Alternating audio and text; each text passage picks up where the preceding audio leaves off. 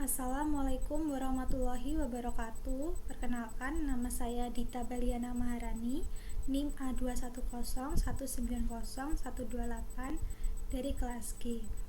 Di sini saya akan menyampaikan materi tentang Bank Sentral. Dan video ini dibuat untuk memenuhi tugas akhir mata kuliah media pembelajaran berbasis TIK. Oke, langsung saja kita masuk pada materinya. Pengertian Bank Sentral. Pengertian Bank Sentral menurut Undang-Undang Nomor 23 Tahun 1999 tentang Bank Indonesia sebagaimana telah diubah dengan Undang-Undang Nomor 3 Tahun 2004 menjelaskan bahwa Bank Sentral adalah lembaga negara yang mempunyai wewenang untuk mengeluarkan alat pembayaran yang sah dari suatu negara, merumuskan dan melaksanakan kebijakan moneter, mengatur dan menjaga kelancaran sistem pembayaran, mengatur dan mengatasi perbankan, serta menjalankan fungsi sebagai leader of the last resort. Penjelasan pada pasal 4 ayat 1. Selanjutnya, fungsi, tugas, dan wewenang Bank Indonesia sebagai Bank Sentral. Fungsi Bank Indonesia dalam struktur moneter, fungsi Bank Sentral adalah sebagai pengendali peredaran uang. Fungsi tersebut antara lain, yang pertama, Bank Sirkulasi Bank Sentral adalah pemegang hak tunggal atau hak oktroasi dalam pengedaran uang kertas dan uang logam sebagai alat pembayaran yang sah. Yang kedua, ada Bankers Bank Sentral, adalah banker dari bank-bank. Dalam hal ini, Bank Sentral berkedudukan sebagai salah satu sumber dana bagi bank lain. Yang ketiga, ada Lender of Last Resort Bank Sentral, adalah pemberi pinjaman pada tingkat terakhir. Artinya, Bank Sentral dapat memberikan pinjaman kepada bank dalam bentuk fasilitas kredit likuiditas darurat. Selanjutnya, untuk tugas Bank Indonesia sendiri itu ada dua. Yang pertama yaitu tujuan tunggal, yang kedua 3 pilar utama. Selanjutnya yaitu wewenang Bank Indonesia itu ada 3. Yang pertama, kewenangan membuat kebijakan moneter. Yang kedua, kewenangan mengatur sistem pembayaran. Yang ketiga, kewenangan mengatur dan mengawasi perbankan.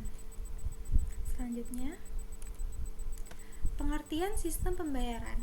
Pengertian sistem pembayaran adalah sistem yang mencakup seperangkat aturan, lembaga, dan mekanisme yang digunakan untuk melaksanakan pemindahan dana guna memenuhi suatu kewajiban yang timbul dari suatu kegiatan ekonomi. Kelancaran sistem pembayaran dalam suatu perekonomian akan mendukung pelaksanaan kebijakan moneter yang ditetapkan Bank Indonesia.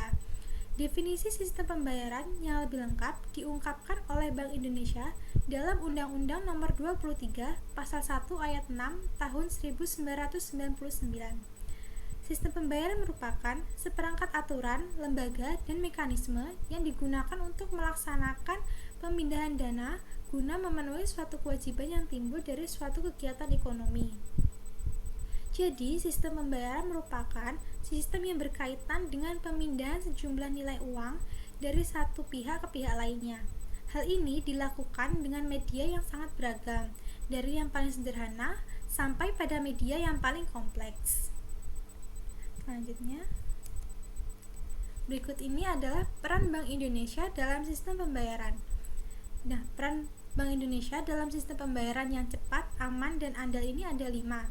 Yang pertama yaitu regulator, yaitu merumuskan kebijakan. Yang kedua ada perizinan, yaitu memberikan izin penyelenggaraan sistem pembayaran. Yang ketiga yaitu pengawasan, itu untuk mengawasi penyelenggaraan sistem pembayaran. Yang keempat operator, yaitu menyediakan layanan sistem pembayaran seperti RTGS, SKNBI, dan BISSSS. Yang kelima yaitu sebagai fasilitator, yaitu memfasilitasi pengembangan sistem pembayaran oleh industri. Selanjutnya, berikut ini adalah penyelenggaraan sistem pembayaran non-tunai oleh Bank Sentral. Sistem pembayaran sendiri itu ada 2. Yang pertama high value dan yang kedua adalah retail value. Yang high value itu diselenggarakan oleh BI, itu seperti RTGS dan SSSS. Sedangkan retail value itu ada 2, diselenggarakan BI dan diselenggarakan selain BI. Yang diselenggarakan BI itu ada SKNBI, dan yang diselenggarakan selain BI yaitu ada APMK dan uang elektronik. Nah, APMK ini ada dua, yaitu kartu ATM atau debit dan kartu kredit.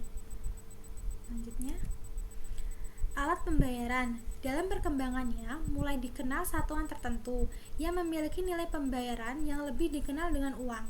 Hingga saat ini, uang masih menjadi salah satu alat pembayaran utama yang berlaku di masyarakat. Selanjutnya, alat pembayaran terus berkembang dari alat pembayaran tunai atau cash based ke alat pembayaran non-tunai atau non-cash. Nah, seperti alat pembayaran berbasis kertas yaitu paper based, misalnya cek dan bilet giro. Selain itu, dikenal juga alat pembayaran paperless seperti transfer dana elektronik dan alat pembayaran memakai kartu atau card based, yaitu seperti ATM, kartu kredit, kartu debit, dan kartu prabayar. Selanjutnya ada jenis alat pembayaran. Nah, alat pembayaran secara umum dibagi menjadi dua, yakni alat pembayaran tunai dan non-tunai.